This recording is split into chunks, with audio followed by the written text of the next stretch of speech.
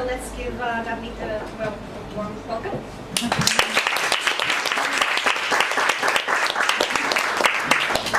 Thank you guys. Thanks Anna for having me here.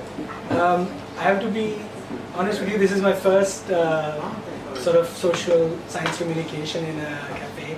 So if I'm nervous and if I tell you everything wrong, then yeah, just blame it on that.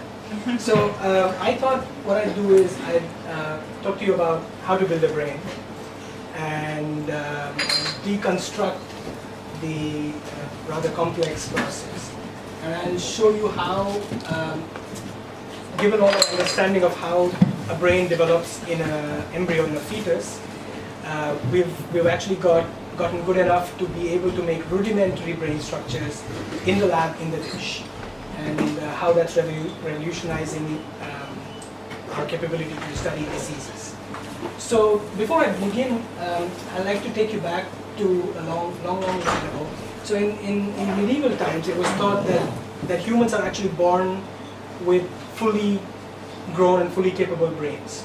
And it was this idea of homunculus, which came that there was a tiny man inside the sperm, and basically this tiny man then went and, because the egg was not important at that time, because there was no #feminism at that time. So basically this tiny man inside the sperm would, just basically increase in size over their lifetime. So there was no actually developmental processes that were happening which would give rise to a brain, right? And fast forward like maybe 200, 300 years after that, and you then had people looking down microscope and trying to study how the brain is formed, what is it composed of, and so on and so forth. And they came to this idea that every cell in our body comes from a pre-existing cell. And so therefore that sort of kicked off this science of trying to understand where each cell of the brain comes from. And this is exactly what I'm going to be talking to you about today. So if you were to look at how our brains develop as we are inside our mother's womb, you will see that initially our brains are this small worm-like looking things, and eventually over a period of 9 months they become these wonderful wrinkly sort of organs that we use in our everyday lives, and sometimes we don't even use them. But basically the interesting bit, the cortex, which is this yellow bit over here, is almost as big as your pinky at 25 days after conception. And as you can see, if you compare this yellow bit to the rest of the bits, you will see that in comparison to the rest bits, the yellow part, which is the cortex, grows up or expands maximally in size, right? And so this has sort of given rise to the idea that the cortex, or the neocortex as it's called, is the most evolved or the most expanded structure in the brain.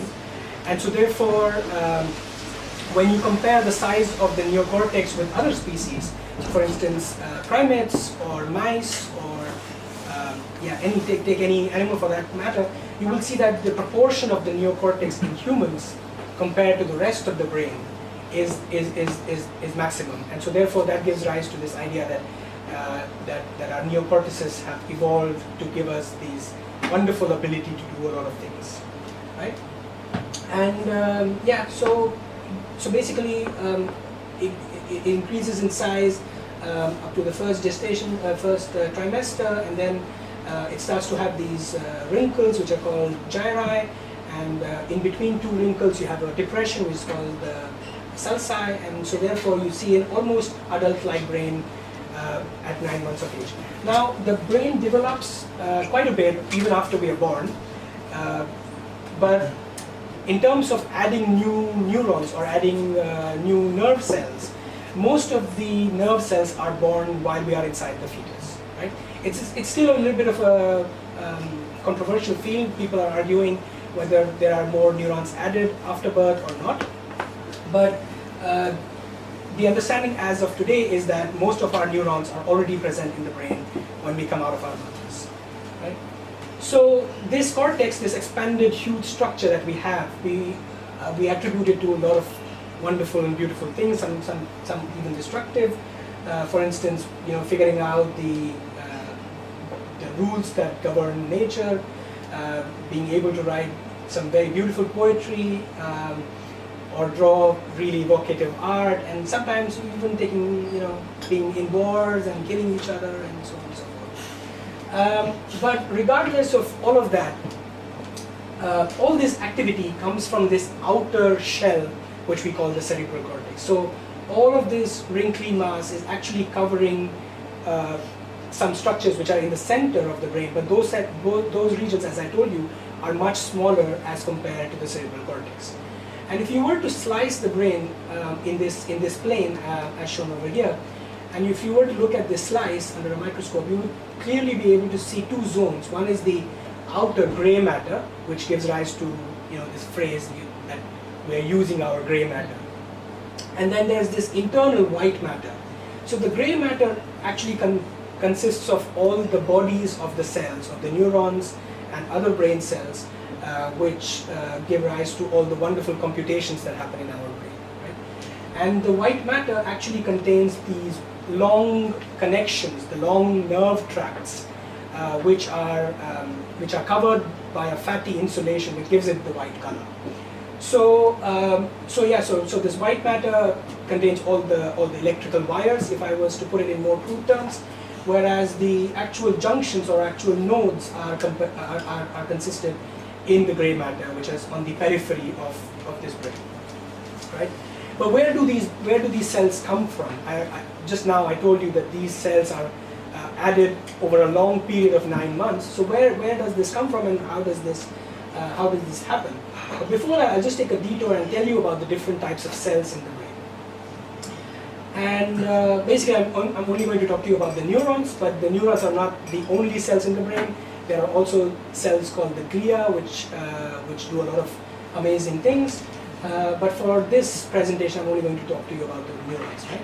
So principally, all the neurons in the brain can be divided into two categories. So there are these excitatory neurons, which use a molecule called as glutamate to signal with each other. And you also have these inhibitory neurons, which use a different molecule called GABA to signal to each other, right? And the glutamatergic neurons come in more or less the same, not with such diversity as we have for inhibitory neurons, but nevertheless, they do have their fair share of differences with each other, depending on where you find them in the cortex. But what you can see here is that these excitatory neurons, they send projections, or they send these nerve tracts over long distances. So there are cells which are present in the motor cortex of our brains, which send the nerve fiber all the way down our spinal cords and to the muscles. Right? So that's a very long distance for a single neuron to be connected to. On the other hand, these inhibitory neurons, they are local neurons. They're not as long as the excitatory neurons. And as you can see from this rather blurry image, they're much smaller, but they are more branched because they need to control a lot of things. And so in other terms, if I was to make an analogy, I would say that these excitatory neurons, because they are always pushing the neurons that they are connected to pass on the information. So they can be like, they can be thought of like the green signal that we encounter at traffic lights, right? But as anybody can think of it, that if you had only green signals in all junctions of all streets around the world, it would be only a matter of minutes before you had a collision or the world would go upside down. So to counterbalance that, we have these inhibitory neurons, which are like the stop signals. So they control which signals need to go and which signals need to stop. And they also control the strength of the signal, whether it needs to be, full-blown nuclear attack or whether it needs to be only a pistol gun being fired. Right? So let's come back and think about where these cells are coming from. Right? So I'm going to take a section of the fetal brain, which is over here, and within this section you have these blue fluid-filled sacs, which are called as ventricles, and these provide nutrition to the cells which are surrounded by it. And if I take this small area which is bound by this red rectangle and magnify it and make a schematic diagram out of it, then what you have is you have these cells right at the bottom which are in contact with the ventricle, with this fluid. And these are called radial progenitors because their cell body is at the bottom, but they send a process all the way to the top of the brain, right? And you have another type of progenitors called as the intermediate progenitors. And on the top, you have these neurons. So what happens is that these radial progenitors, they have a difficult choice to make. So every time they go into cell division, they either have the choice to make another copy of themselves and to expand their numbers, or they have a choice that they can make neurons instead. So if they were only going to make neurons, they would quickly extinguish, so you would have no radial progenitors left, and you would have only neurons. But over a long period of time, that would mean that you will have very few neurons in the brain. So they have this rather difficult choice that they need to renew themselves, but at the same time they also need to produce cortical neurons, which will then migrate up these processes in a radial manner, and they will go and settle into the cortical plate, which is on the outer periphery. And these cortical neurons will ultimately become the gray matter that I just showed you. Right? So these excitatory neurons, in other words, are born locally, and they migrate short distances. So it's like like somebody from Hellerup, born in Hellerup, migrating to Copenhagen and setting up shop in Copenhagen and so on. Right? On the other hand, you have the inhibitory neurons, which are actually not born in the cortex, so they are not locally born. They are born outside of the cortex in these NGE or CGE, which is fancy terms that we use, and then they migrate these long distances in a tangential manner. And once they migrate into the cortex, the cells which are already present there, they tell them, okay, you need to come to me, you need to come to me, and they make friends, and they make connections with each other, and they become friends, and they help each other to make a network. And this, so they're not born locally, they're born externally, and they migrate long distances. And I compare it to like people like me who come all the way from Bangalore to Copenhagen, and we integrate with local Danish people. We make these wonderful hygge, which is we have today, right?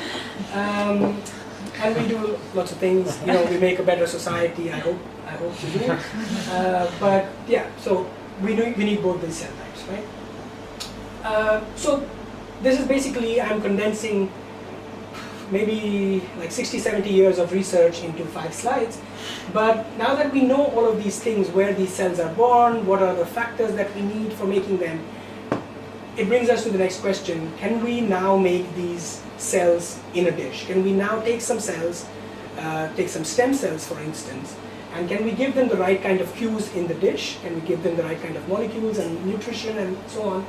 And then can we have excitatory neurons, and can we have inhibitory neurons, right? So that's the question.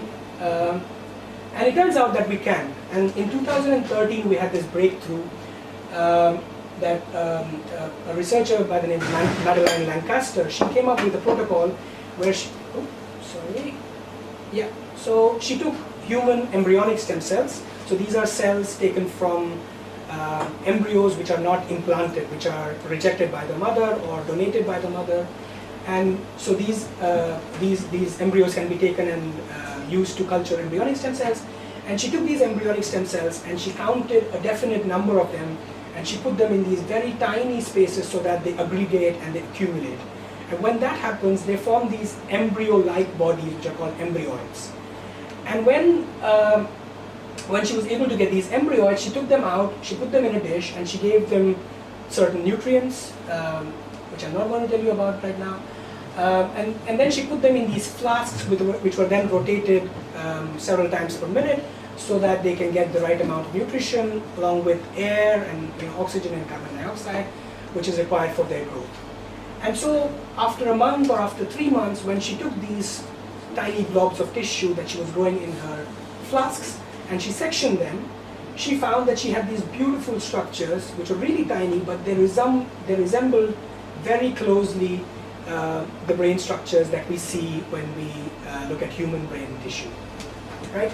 So if you remember this schematic that I just showed you, you have these red colored radial glial progenitors, and which are present here, which are these pink or reddish cells, and then you have the cortical neurons which are present in the periphery, and it's just like that. You have these green cells which are the cortical neurons, which are also present in the periphery of these tissues. So of course we have to, as scientists, as all good scientists, we have to come up with a good nerdy name to call these tissues, right? So we decided to go with a name called cerebral organoids, and then some scientists who were not as nerdy, they said, well, that's a really terrible name to give it. So they started calling it mini brains instead. That's not as, I mean, I prefer cerebral organoids, but I can see where. Right? So that's a fantastic breakthrough, and so we can now make these structures in the dish. But the critical thing is, can we now make these structures from anybody inside this room or anybody with a disease, and so on and so forth. So the other breakthrough came in 2006, where this Japanese scientist was trying to convert any grown cell type into stem cells. And so what he did was he took some fibroblasts, or he took some skin cells from people, and he added a bunch of factors which he called as reprogramming factors. And these reprogramming factors were able to convert skin cells into stem cells. So this is almost like, like it's almost biblical in a way that you're converting water to wine. And what it means is that you can take any person, you can take any individual, and you can take skin cells from him or her, and you can study their embryonic brains in a dish, right? So what we decided to do was to do exactly that.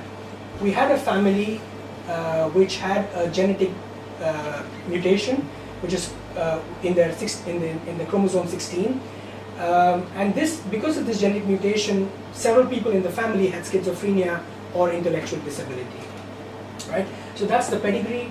You have the father, who is unaffected, the mother was affected, and the son was affected, and the daughter was unaffected, right? So when we did MRI scanning for the brains of the son and the sister, we found that there are these regions where you can see that these are a little bit almost opaque or faded. And so this shows that there are lesser neurons than there should be. When you compare it against the sister, you can see that these have an intense white signal, whereas these are more grayish or blackish.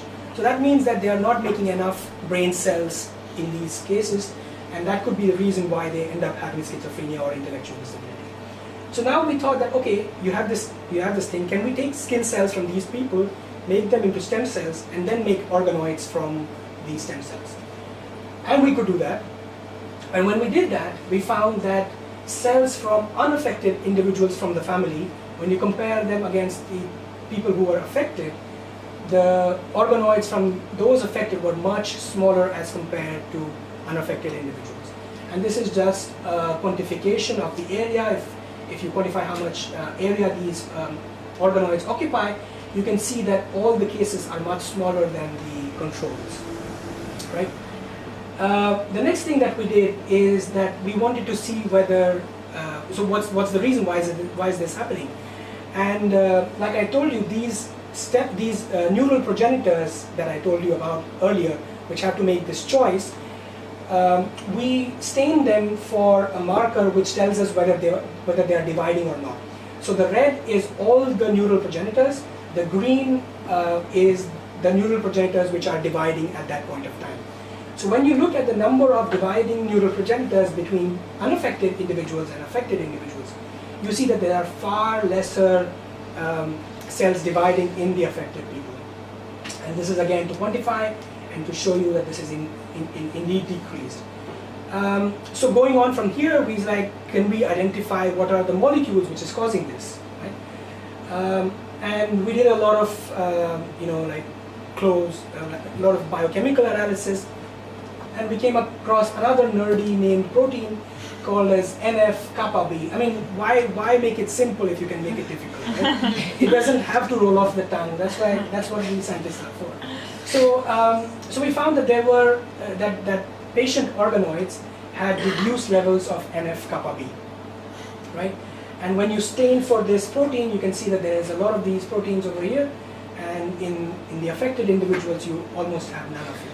And this is again quantifying and showing you that there is reduction, right? So now that we know that, we had a hypothesis now that what if we can boost the levels of this NF-kappa B in case organoids? Can we then rescue the progenitor divisions which are happening, which should be happening? And we found that there were two compounds that were known in literature, compound 1 and compound 2. And we took these two compounds which are known to increase NF-kappa B levels. And this is a case organoid which is not treated.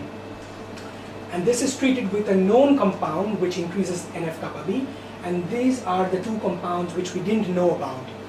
And so we added all these three compounds, and we stained for this green protein to look at whether it can increase the number of dividing cells. And we find that there is indeed an increase in the number of dividing cells, right?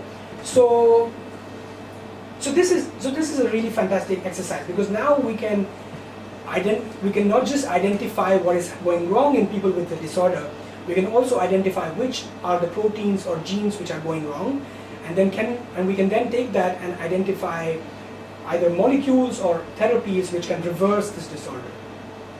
So this is really a very sort of a very strong, very powerful tool in the hands of basic scientists, and this is what we'll be using this in the years to come to identify new therapies, not just for schizophrenia but also for a variety of disorders like autism, for Alzheimer's, Parkinson's, and so on. So I will leave you with that, but I'll thank Mandy Johnston, who was the lead author of the study that I just showed you, and who I had the pleasure of working with at the University of Edinburgh. I'd also like to thank Konstantin Korosevic, who is my boss here in KU. And if you want to follow us or follow our work, we are always there on Twitter. You can contact me or our lab. And if you are interested in hearing more about science in easy to understand terminology, you can look us up on Twitter at InSciComm. So we started off this platform mainly to cater to an Indian audience, but science is not very local, science is international. So whatever is true for Indians is also true for Danish people, I guess. And barring some of the podcasts, most of the podcasts are in English, so you can just listen to them on your way to work or back from work. And I will end there. Thank you so much. Thank you for being here.